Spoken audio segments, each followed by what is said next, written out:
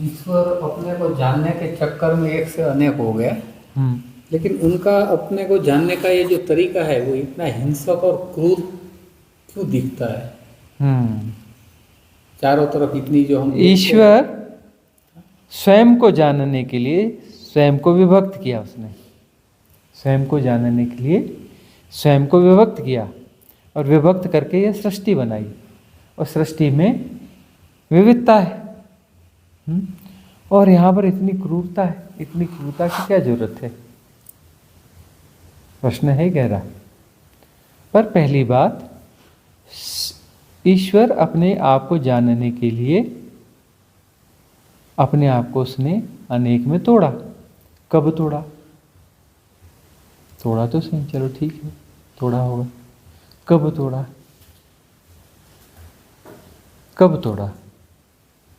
कितने साल पहले?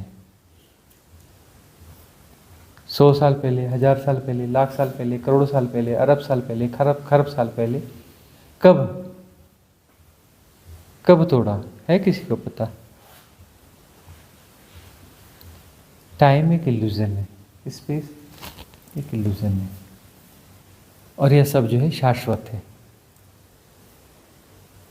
सदा से है, कभी शुरू हुआ ऐसा नहीं है। यह अनेक भी सदा से है, वह एक भी सदा से है। ऐसा नहीं कि कभी न कभी, अरे चलो ठीक है, लाख करोड़ साल पहले होगा, अरब खरब साल पहले होगा, या चलो एक कर लेते हैं, एक लगा के उसके आगे हजारों शून्य लगा देते हैं, उतने साल पहले कभी शुरू हुआ होगा, या करोड़ों शून्य लगा देते हैं, उतने साल पहले कभी शुरू हुआ होगा। शाश्वत है, कभी शुरू नहीं हुआ, सदा से है। और ये समझ के, इस खोपड़ी के समझ के बाहर की घटना है, खोपड़ी से नहीं समझ सकती। ये छोटी सी खोपड़ी, मामूली सी खोपड़ी, ऑर्डिनरी सी खोपड़ी इस बात को नहीं समझ सकती, सदा से है। तो विभक्त किया कब? वो तो सदा से ही ऐसा है। विभक्त करेगा कब? कब किया उसने? अरे तो सदा से है, कभी किया है नहीं, ऐसा ही है, सदा से ऐसा है। वह जो है सदा से ऐसा है।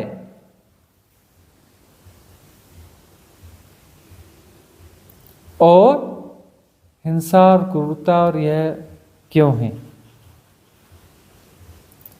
यह हिंसा और क्रूरता ये सब लीला का हिस्सा है, सब जो है लीला का हिस्सा है। इस लीला से ही वह चीज होगी ना। किसको जाना जा रहा है? उदात्त प्रेम को। उदात्त प्रेम जो है हिंसा और क्रोध और घृणा, इन आधारों पर ही तो उदात्त प्रेम प्रकट होगा ना। यदि जो है काला तख्ता है तभी तो उस पर खड़िया काम करेगा, तभी तो दिखेगा ना खड़िया। चौक लेकर के लिखोगे काले ब्लैक बोर्ड पे, कैसे दिखेगी? जब काला ब्लैक बोर्ड होगा तभी तो ना दिखेगी ना। तो वह भी वही है, वह भी वही है। जिस पे हिंसा हो रही है वह भी वही है, जो हिंसा कर रहा है वह भी वही है, और इन दोनों को जानने वाला वह भी वही है ना। त्रिगुणा है, लीला है। हिंसा जिस पे हो रही है और हिंसा जो कर रहा है और जो इन दोनों इस सबको जान रहा है, तीनों वही है, अलग से कोई है ही नहीं। यह लीला है। इस लीला में सब जरूरी है। विपरीत के बगैर वो संभव नहीं हो सकता।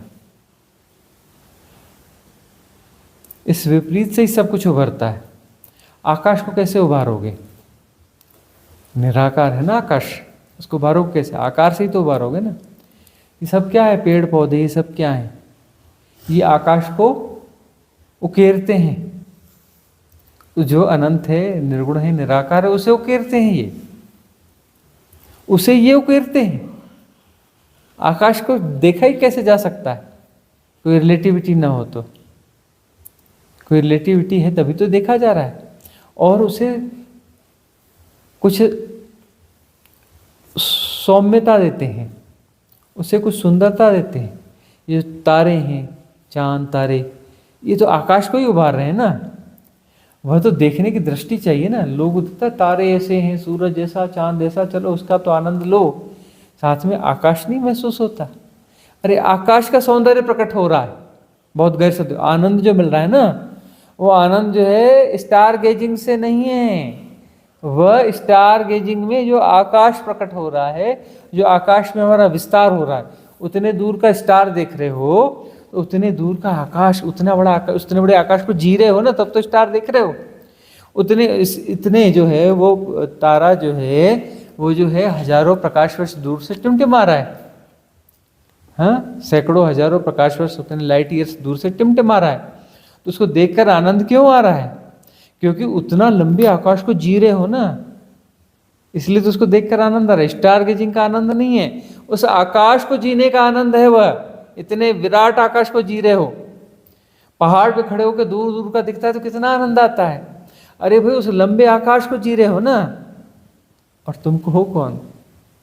तुम निर्गुण हो, निराकार हो, असीम हो, अनंत हो, बियॉन्ड टाइम एंड स्पेस हो तो आकाश ही ना तुम भी। तो अपने होने को जी रहे हो, होना है तो अब तो किसी क्षुद्रता को जी रहे हो, किन्हीं दायरों को जी रहे हो। इसलिए तो पहाड़ पर चढ़कर दूर दूर का देखते हो तो आनंद इसलिए क्यों आता है? क्योंकि वहाँ लंबे दूर तक देख पा रहे, तो लंबे आकाश को जी रहे हो ना। अपने लंबे होने, अपनी विराटता को जी रहे हो ना। थोड़ी विराटता का कुछ छोटा अंश कुछ तो प्रकट हुआ ना। बहुत छोटे छोटे दायरे में जी रहे थे, अब एक्सपांड हुए तो उसको जी रहे हो, तो उसका तो आनंद है ना। अब तारे को देख रहे हो तो तारे और बीच में कितना बड़ा आकाश है, उसे तो देख रहे हो ना। जब पेड़ को देखते हो तो पेड़ क्या कर रहा है? पेड़ का वो शेप क्या कर रहा है? उसकी जगह जगह से आकाश झांक रहा है और उसके आसपास में विराट आकाश है। पेड़ को देखते हुए आकाश भी प्रकट होने लगता है ना। वो सौंदर्य एक्चुअली आकाश का है। आकाश का सौंदर्य जो उभर रहा है, पेड़ का सौंदर्य नहीं है जी। वह पेड़ का सौंदर्य हो कैसे सकता है? तारों का सौंदर्य हो कैसे सकता है? अरे किसी भी चीज का सौंदर्य कैसे हो सकता है? सौंदर्य आकाश का होता है। होश तो करो, कुछ झटका दो अपने आप को। कैसी बुद्धिमत्ता है तुम्हारी? झकझोरो अपने आप को। सौंदर्य आकाश में होता है और आकाश का सौंदर्य उभारने के लिए है यह सारी माया जो है उस अनंतता के सौंदर्य को उभारने के लिए, और सारी विकृतियां जो है उसी की सौम्यता को उभारने के लिए। सारी विकृतियां उसी की सौम्यता को उकेरने के लिए। तो वह जो है, जो कुछ भी तुम्हें दिख रहा है कि गड़बड़ है, गड़बड़ है, गड़बड़ कुछ नहीं है ना। ये लीला है। लीला में क्षुद्र में बंध गए और क्षुद्र फिर विसर्जित होके विराट हो जाएगा। इस प्रकार से ही वह अपने आप को जानता है। And everything is perfect. हाँ, एवरीथिंग इज परफेक्ट। जैसा होना चाहिए वैसा ही है। जैसा होना चाहिए वैसा। जैसे ही स्वीकार करते हो तो इंटेलिजेंस ग्रो होने लगती है। इस स्वीकार के साथ द्वंद्व कम होते हैं तो ऊर्जा जो है संघनित होगी। वह ऊर्जा विवेक बनेगी, विजडम बनेगी। उस विजडम से जो है सब कुछ प्रकट होने लगेगा। वह राइट इंटेलिजेंस और परम मेधा जो है सारे रहस्यों को उगाड़ने लगेगी, अनावरत करने लगेगी, उसे अनावरत करने लगेगी। अस्वीकार से तुम द्वंद्व को बढ़ावा देते हो। स्वीकार से द्वंद्व विसर्जित हो जाता है। जब स्वीकार हो गया तो द्वंद्व बचा कहाँ? जब द्वंद्व नहीं बचा तो विराटता ही तो प्रकट होगी ना। निर्द्वंद्वता में विराटता प्रकट होगी ना। द्वंद्व में क्षुद्रता।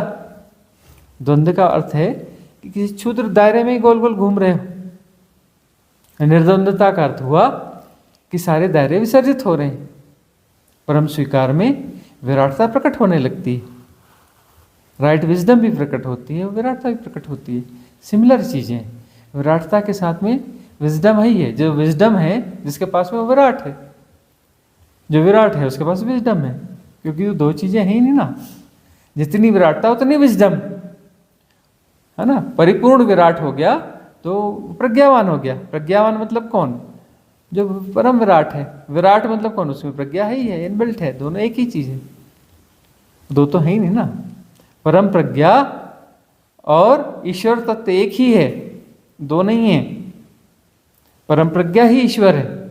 परम प्रज्ञा ही परमात्मा है, परम प्रज्ञा ही मुक्ति है।